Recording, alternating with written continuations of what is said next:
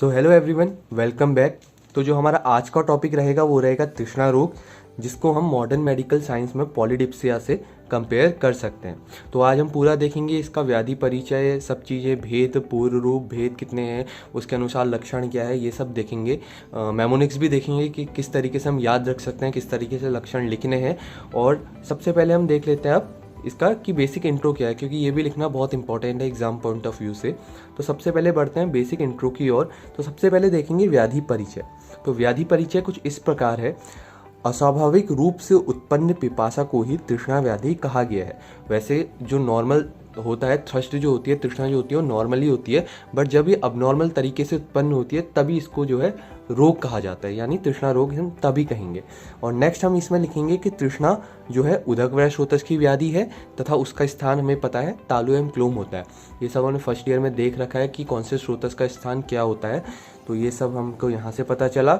Now आते हैं निरुक्ति की ओर बढ़ते हैं। निरुक्ति में तृष्णा शब्द तृष धातु से निर्मित है, बहुत ईजी है, तृष्णा तृष।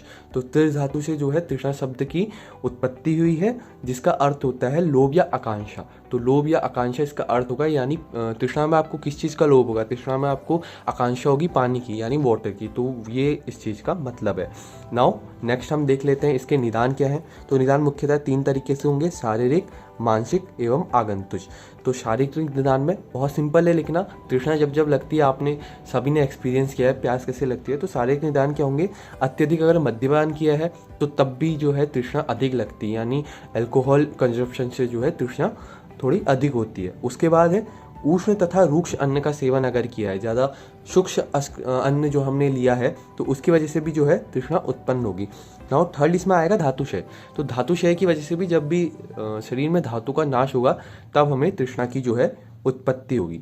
अब नाउ मानसिक में आगे आ जाएगा। मानसिक में बहुत ईजी है। मानसिक में आ जाएगा आपका भय, श्रम, शोक। ये सब चीज़ें जो है मानसिक तरीके से जो है तृष्णा को उत्पन्न करती हैं। ये सब मानसिक निदान के अंतर्गत आता है।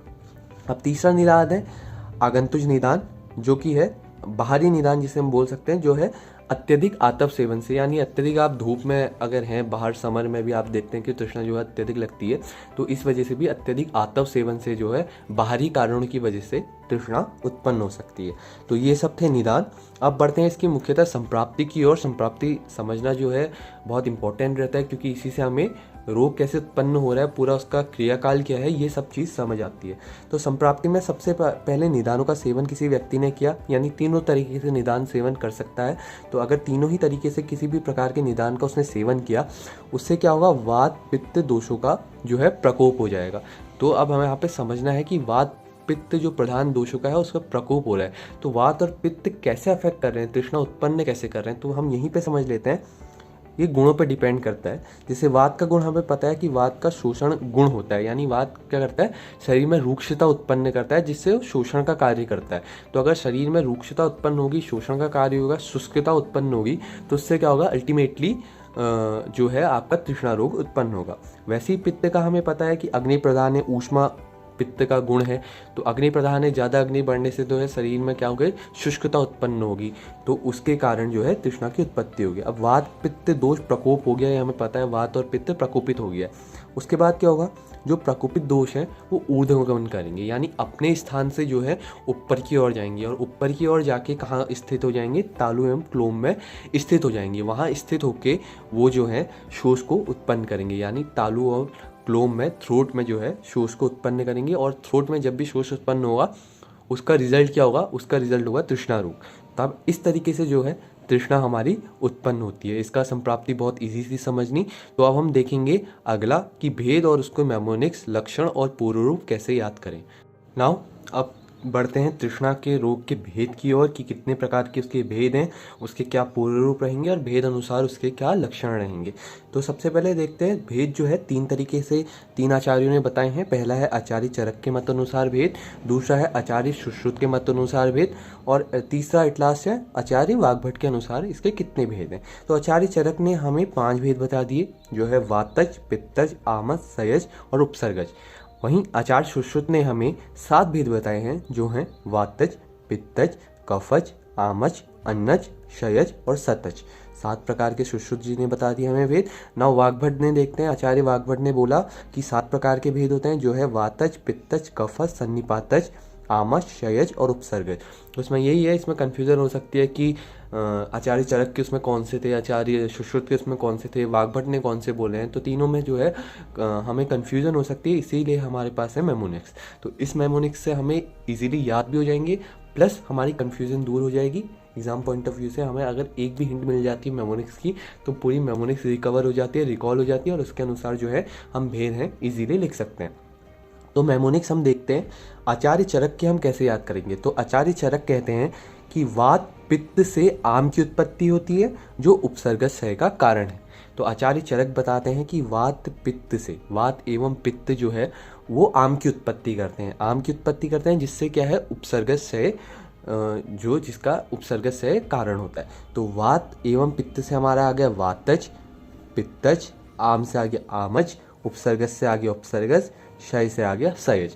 तो इस तरीके से जो है हम आचार्य चरक के हमने जो है भेद वो याद कर लिए। नाउ आचार्य सुश्रुत क्या बोलते हैं। आचार्य सुश्रुत ने कहा कि वात पित्त कफ से आम की उत्पत्ति होती है, जो अन्न का क्षय एवं क्षत करता है। तो उनने सुश्रुत ने उसमें एड ऑन कर दिया।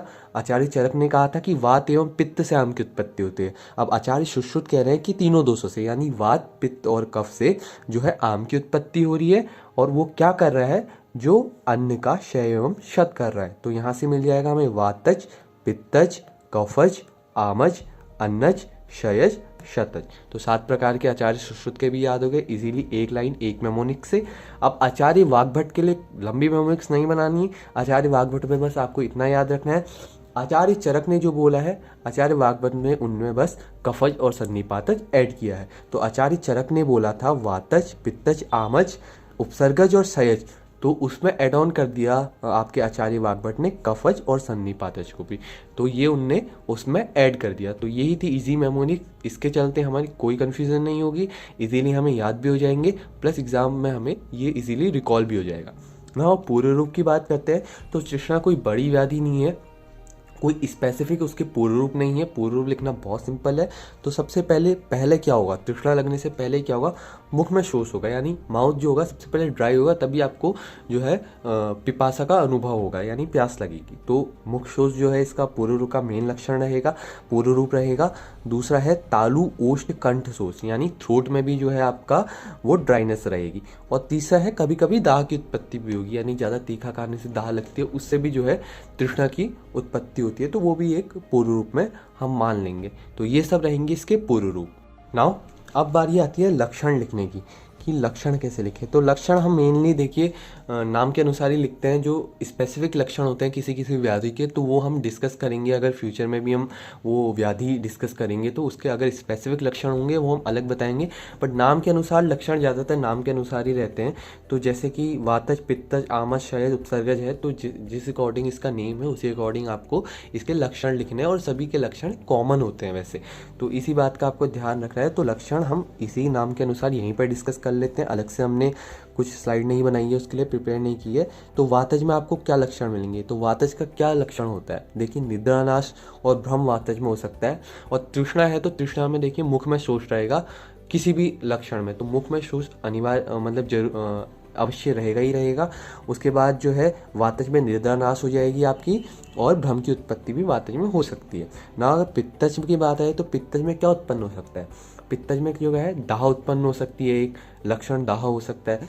अन्यथा उसके और क्या लक्षण हो सकते हैं, बिटर टेस्ट हो सकता है माउथ का, यानी तिक्त कषायता, और दाह रह सकता है, शिरोदाह रह सकता है। तो ये सब पित्त के हम लक्षण लिख सकते हैं ना। आमज, आमज जैसा नाम से डिनोट कर रहा है कि आम की उत्पत्ति हो रही है, यानी इनडाइजेस्टेड फूड, तो उससे क्या होगा, उससे जनरली होगा ये कि अरुचि उत्पन्न होगी। तो आमज में अरुचि उत्पन्न होगी, उदर में जो है अद्यमान रहेगा, तो ये सब लक्षण जो है आमज में आएंगे। तो हम ये आमज के नाम से इसे लक्षणों को लिख सकते हैं ना। क्षयज जो है और सन्निपातज जो है उसके लक्षण सेम होते हैं। यानी सन्निपातज में हम क्या लिखेंगे, तीनों दोषों के मिश्रित लक्षण, यानी तीनों ही दोषों में जो अलग अलग भिन्न लक्षण है वो सन्निपातज में आप एक साथ लिख सकते हैं। जैसे दाह उत्पन्न होगी, उष्ण द्रव्यों का सेवन और ज़्यादा शीत द्रव्यों का सेवन, ये सब जो है हम यहाँ पे संयज और सन्निपातज में लिख सकते हैं। यानी तीनों दोषों के मिश्रित लक्षण हमें सन्निपातज में लिखने हैं।